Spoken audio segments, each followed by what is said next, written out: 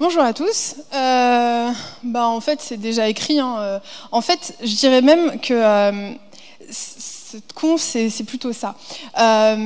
Genre, ça fait longtemps que vous passez plus trop de temps sur Symfony.com à regarder les blog posts, alors qu'il y en a régulièrement. C'est le cas? Oui, non, vous êtes là encore ou... Non, bah voilà, c'est pour ça que je suis là aujourd'hui. Et encore mieux, c'est qu'en général, on met le petit watch sur GitHub et on regarde jamais les notifications. Enfin, moi, c'est mon cas. Puis un beau matin, je me dis, tiens, je vais tout marquer comme lu alors que j'ai rien lu. Donc en gros, c'est le but de cette conférence, qui est concrètement de vous parler de ce qu'il y a de nouveau sur Symfony, surtout, enfin, ce qui s'est passé pendant un an. Ceci dit, je triche un petit peu. Qu'est-ce qui était là à Berlin? Ok, nobody.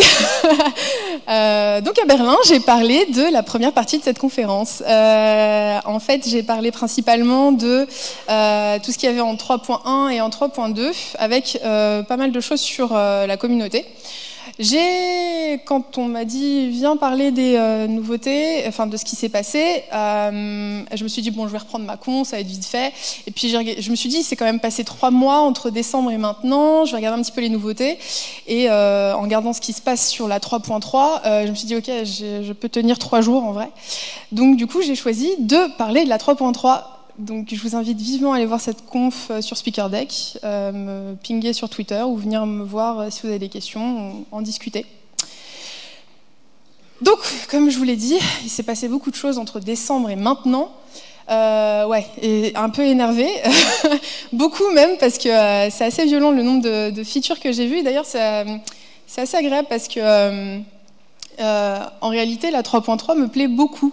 Pas que les autres, je les aimais pas, mais c'est juste que les features me plaisent pas mal. Il y a une pelletée de release entre novembre 2015 et maintenant. J'en ai compté environ 70. Et ne parlons pas des pull requests qui sont ouvertes et mergées. Donc bien évidemment, je ne parlerai pas de toutes les pull requests, c'est pas possible, à moins que vous vouliez dormir ici. Ouais, de cette version 3.3 qui devrait sortir en mai, si tout va bien. Donc, c'est pas une vraie release. Donc, j'ai dû faire des choix. Et dans ces choix, c'est principalement ce qui se passe dans la 3.3. Donc, j'imagine que vous vous demandez qu'est-ce qui s'est passé. Du code, beaucoup de code. Parfait. Ne paniquez pas. J'ai appris ce que c'était qu'un pandicorne. Vous connaissiez? J'aime bien les pandas, j'aime bien bref. Alors, ce qu'on va aborder, les dépréciations et les features, c'est principalement ce qui nous intéresse quand on est un peu technique. J'arrivais pas à trouver de titre pour la deuxième partie, donc j'ai des trucs à savoir. Voilà. Vous êtes un petit peu... Ouais? Ok, moi aussi. Ok, les dépréciations. Je vous présente Lannister, mon chat, qui, quand je bosse, bosse pas. J'ai choisi cette dépréciation. Bien évidemment, il y en a plein d'autres, donc ne m'en veuillez pas si je ne touche pas à la dépréciation à laquelle vous vouliez absolument... Donc avec Symfony __, on en a fini avec ça. À partir de la version 4, on ne l'utilise plus. À la place, on utilise le %_env.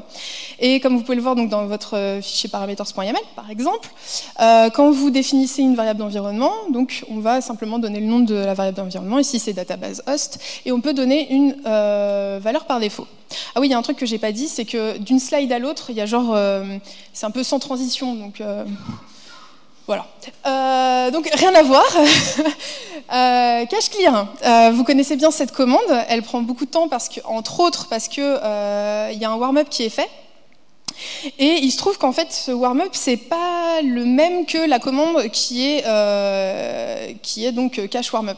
Donc l'idée c'est simplement de la retirer le warm-up au moment où on fait un cache clear. L'un des buts de Symfony version 4 est de faire en sorte que le cache soit entièrement généré et que l'application puisse être exécutée sur un système read-only, lecture seule. Donc du coup, avant vous faisiez ce genre de choses, maintenant vous faites ce genre de choses. Donc grosso modo, cache clear avec un moment no warm-up, et ensuite on fait son warm-up. Rien de particulier.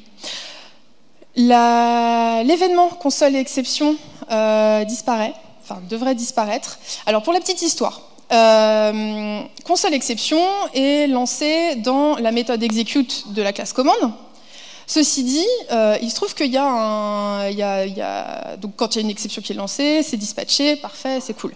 En revanche, si une exception intervient ailleurs, donc dans le do run command par exemple, vous avez un bloc try catch qui traite l'exception et du coup vous ne pouvez rien faire parce qu'il n'y a pas d'événement qui est lancé, vous ne pouvez pas changer ce qui s'y passe. Donc l'idée c'est de retirer ce console exception à l'endroit initial et de mettre un dispatch de ce nouvel événement qui s'appelle console error.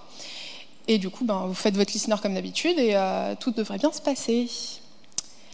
Xstatus code, vous le connaissez celui-là? Moi je l'ai découvert. Donc, il se trouve qu'avant 3.3, il était possible donc de changer le code statut de votre réponse de manière un petit peu détournée avec un header qui s'appelle xstatuscode qui était traité par Symfony et du coup ça posait quelques problèmes apparemment. Donc l'idée c'est simplement de retirer ce traitement qui est fait avec ce header et d'utiliser une nouvelle méthode qui s'appelle alloCustomResponse. Donc concrètement, on crée sa réponse ici, on l'instancie, et a priori donc c'est une 404, donc elle restera telle quelle en utilisant cette méthode-là. Vous êtes toujours avec moi? Ça va? Ok.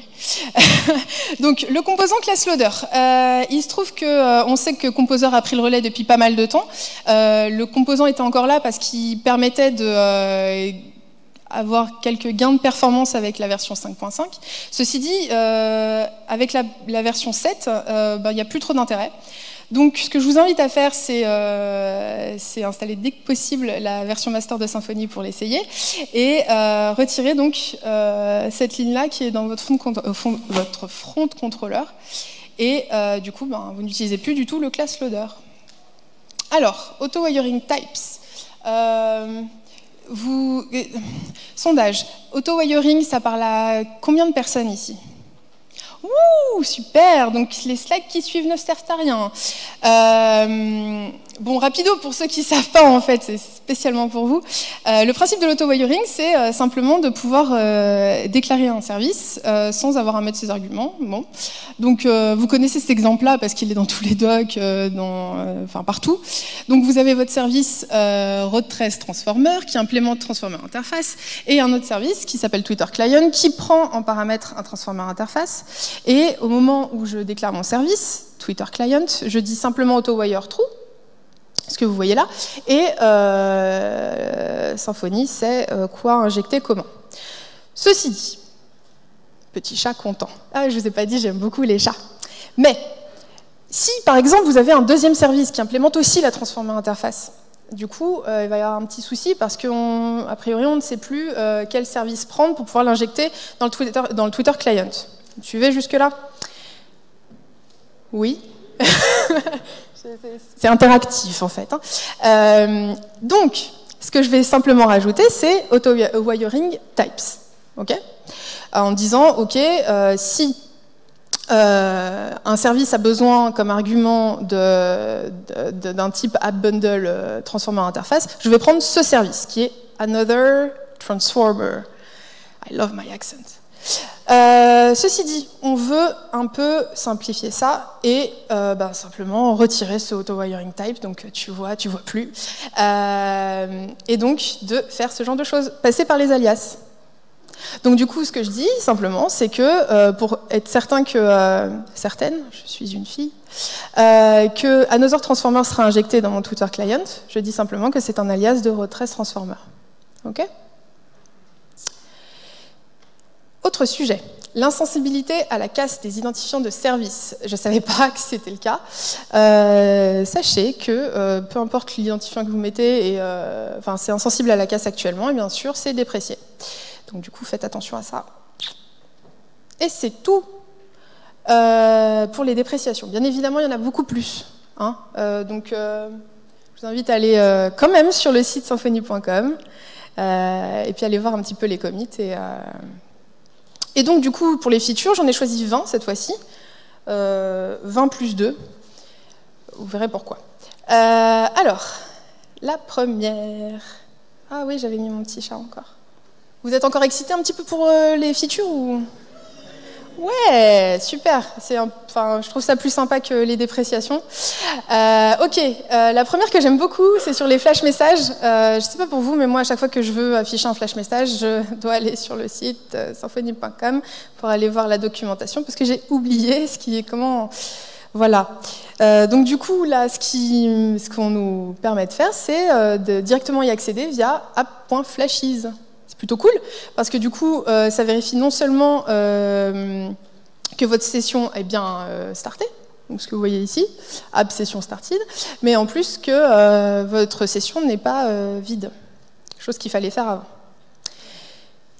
avant. Oui, donc du coup, avec app.flashes, vous pouvez passer aussi le type, ici, donc notice, par exemple, et un autre truc sympa, c'est que vous pouvez aussi passer un tableau.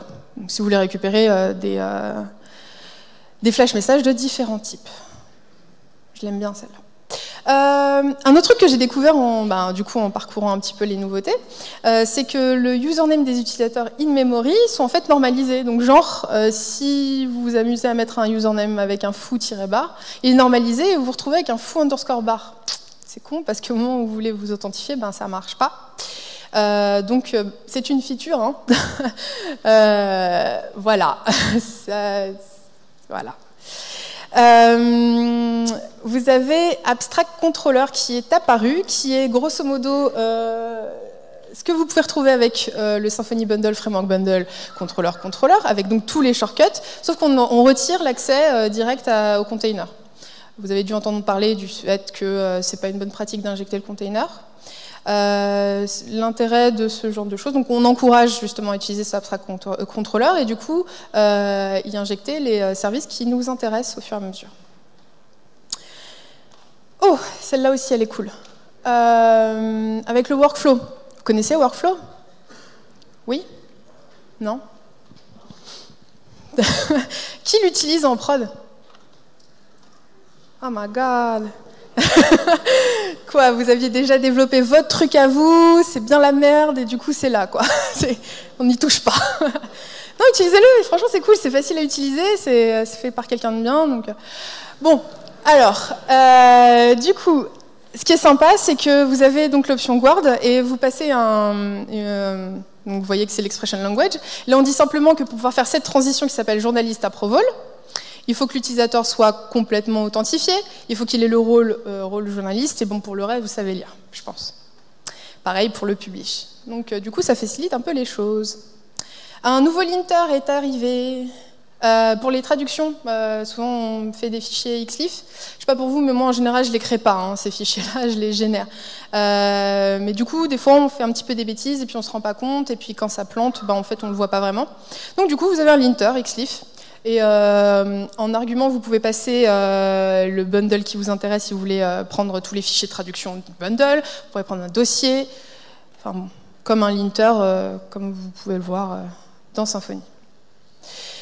Ah, la recherche de contenu avec dump, c'est plutôt cool, surtout quand on dump un gros objet. Donc du coup, vous l'avez dans la Web Debug Toolbar, dans le profiler, et aussi quand vous dumpez dans votre page, quand vous faites un CTRL F, ou un commande F pour les Mac users, vous vous retrouvez avec ce petit truc en haut là, pour pouvoir rechercher vos termes, c'est plutôt cool. C'est petit, mais c'est bien. Un nouveau data collector avec le cache.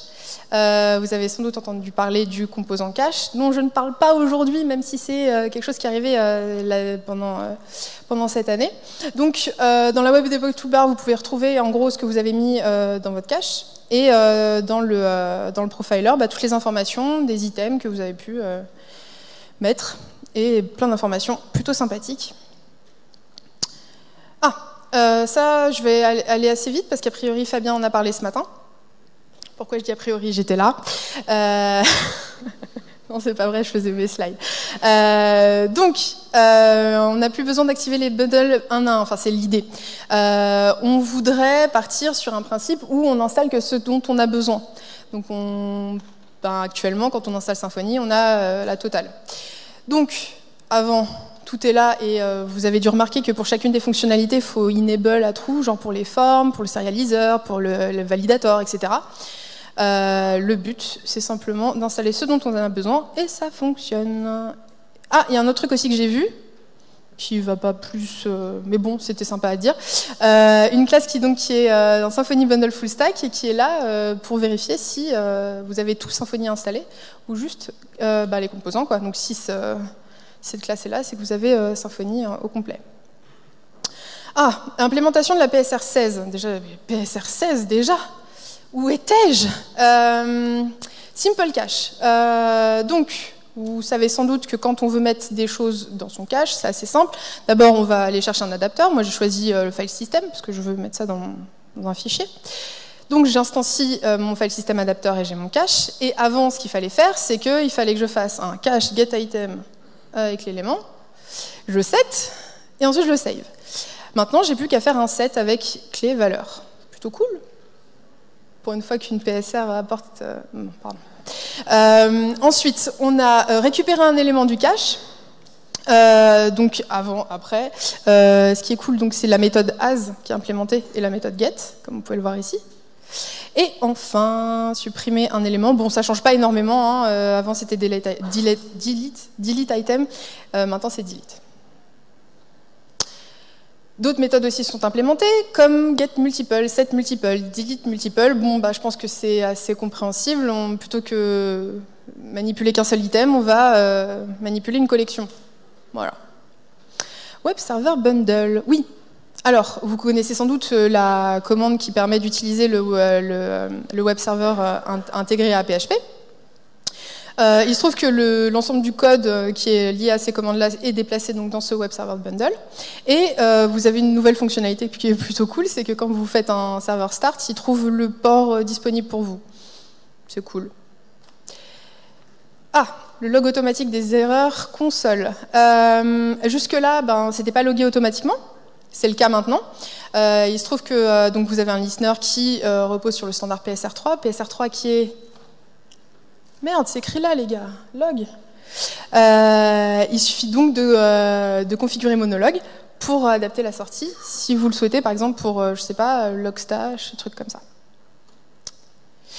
Et du coup, je rentre dans le vif du sujet avec Dependency Injection, parce que grosso modo, c'est le plus gros du boulot, en fait. Alors, ici, j'ai découvert que vous pouvez utiliser le Full Qualified Class Name, FQCN, d'une classe pour pouvoir la mettre en tant qu'ID. Mais du coup, au moment où vous y ferez appel ici, par exemple dans votre action, vous utiliserez carrément le Full Qualified Name du service qui vous intéresse. Contrairement à ce que vous faisiez avant. Ah, la vie sans bundle.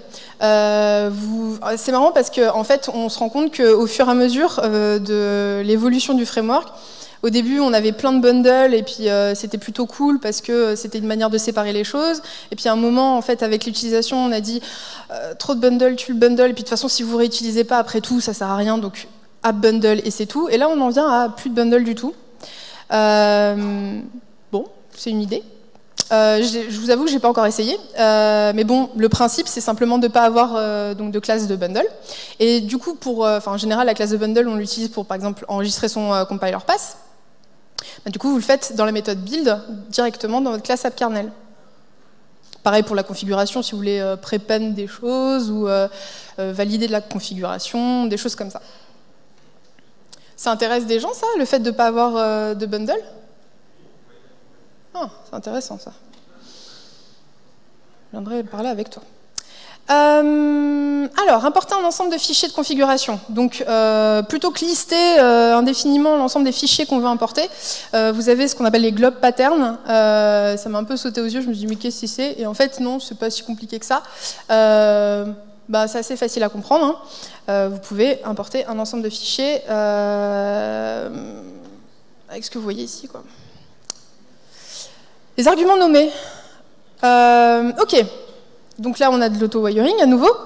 On a notre newsletter manager et ce qui prend en paramètre, c'est un API key.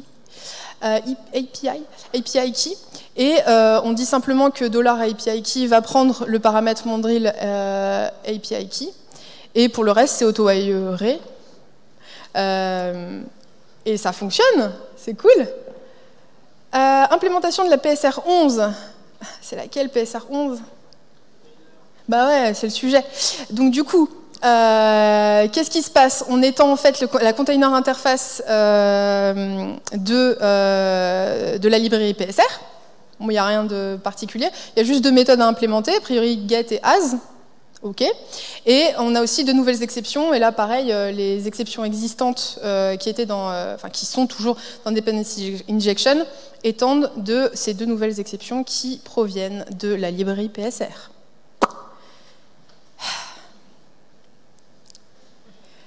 Alors, OK, oui. Alors, disons que vous voulez avoir une configuration assez globale de vos services. Donc, on veut dire que l'ensemble des services qui sont dans ce fichier-là seront privés. On va utiliser le underscore default. Et là, vous voyez, public false. C'est assez pratique, je pense. Pas encore utilisé. Normal, la version 3.3 n'est pas encore sortie. Amélioration sur le panel config. Avant, ce que vous aviez, c'était ce genre de choses. Donc, vous aviez la version, truc, machin. Et là, ce qui arrive, c'est vous avez en plus l'architecture. Donc, parce qu'il y a plusieurs fois, apparemment, des bugs qui ont été remontés. Je pars en lambeaux. Des bugs qui ont été remontés sur le fait que, en fonction de l'architecture de votre machine, vous pourriez avoir des bugs avec Symfony. Donc du coup, pour pouvoir débugger ça assez simplement, vous l'avez directement dans votre profiler. Vous avez aussi la locale et la time zone. Voilà. Vous avez aussi une info assez importante sur la version que vous utilisez, si elle est encore maintenue ou pas, même si vous devriez le savoir. Sur le site symfony.com/roadmap, vous pouvez avoir en fait jusqu'à quand et depuis quand une version est maintenue. Je vous en donne une petite dernière pour la route, même si ce n'est pas tout à fait la dernière. Elle est petite.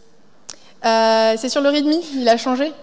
Il y a un peu plus d'informations, et en particulier sur les security issues, on vous donne un petit lien sur comment procéder pour remonter des bugs qui sont en rapport avec la sécurité, et comment contribuer pour pouvoir les corriger. Sinon, ouais, d'autres informations. Enfin, c'est un petit peu mieux présenté, quoi. Ça aussi, c'est plutôt cool. Ok, je vous vois venir un petit peu parce que vous me dites, ouais, il y a pas mal de nouveautés, etc. Mais il y a quand même 2 nouveaux composants. Yes. Le premier composant lock, et je ping Fabien Bourrigo. Es-tu dans la salle? Yes. Tu en parles après? T'inquiète, je m'en occupe. Donc, Fabien Bourrigo vous en parlera juste après. Le composant lock, donc c'est une gestion avancée des systèmes de lock. Donc ouais, je ne vais pas plus loin que ça parce que j'ai pas beaucoup le temps, quoique. Et le composant .env qui, bon, on se doute un petit peu de ce qu'il fait, hein, mais dans la liste des features, c'est ma préférée. Superb error messages to easily spot any issue. Ça devrait être une feature dans toutes les applications du monde, vraiment. Bon, grosso modo, ça charge, ça parse vos fichiers .env et ça popule vos variables d'environnement. Alors, la dernière partie, avec les 2-3 trucs à savoir. Vous avez entendu parler de ça, Symfony Demo? Il y a la version 1.0.0 qui a été release il y a peu de temps. Et je vous encourage à l'utiliser parce que, dans un premier temps, pour apprendre, parce que c'est quand même une belle référence en matière de bonnes pratiques qui sont exposées sur symfony.com. Donc du coup, si vous voulez avoir des exemples, justement, vous avez tout dans cette application. Si vous voulez reproduire un bug, au moment où, justement, souvent on dit, quand vous rencontrez un bug, ouvrez une issue. Moi, je vois que la communauté le fait énormément déjà, mais parfois c'est un peu succinct, donc du coup, c'est pas facile pour le reste de la communauté pour pouvoir reproduire le bug et même le corriger. Donc du coup, prenez cette application-là qui est assez complète et essayez de reproduire le bug, puis vous la linkez dans votre issue. Un benchmark de performance, par exemple, parce que faire un benchmark d'une application Hello World, ça fait pas grand-chose. Et aussi, si vous voulez convaincre à passer justement sur Symfony, c'est une bonne idée d'utiliser cette application-là, qui est quand même clé en main. Vous la prenez, vous l'installez et vous montrez. Vous avez entendu parler des features expérimentales ?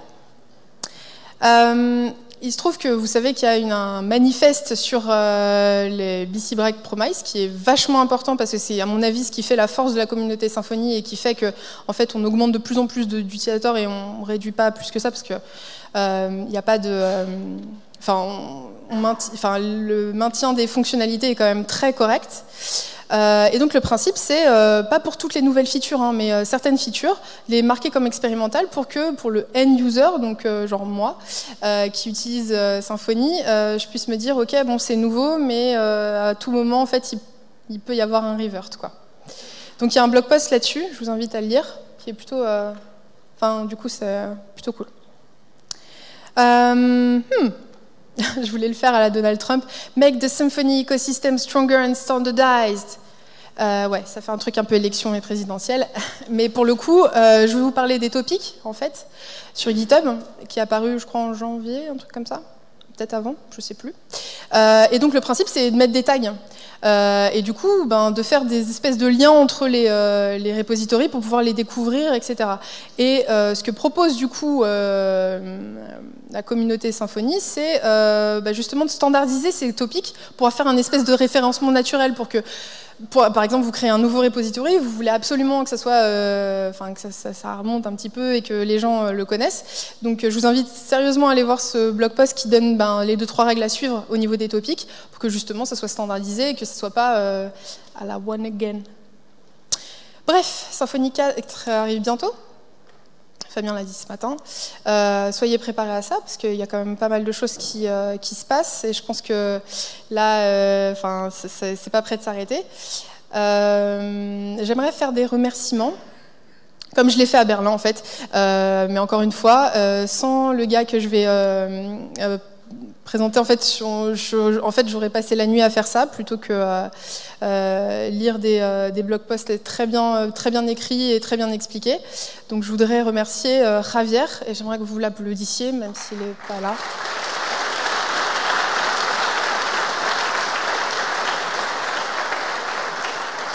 Qui fait un travail extraordinaire, je le dis à chaque fois. Bien évidemment tout le monde en fait, tous ceux qui contribuent ou qui ont contribué ou qui vont contribuer, qui sait, autant au code qu'à la documentation. Enfin, moi je suis toujours ravie de rencontrer quelqu'un qui est de la communauté Symfony. Pour la petite histoire, dans mon ascenseur chez moi, il y avait une nana qui avait un sac Symfony Berlin, et je dis mais t'étais à la conf, et on a échangé 3 mots, elle était super sympa, donc je me dis, il y a un truc avec la communauté Symfony, on est sympa en fait. C'est plutôt cool. Donc merci à la communauté aussi, j'applaudis.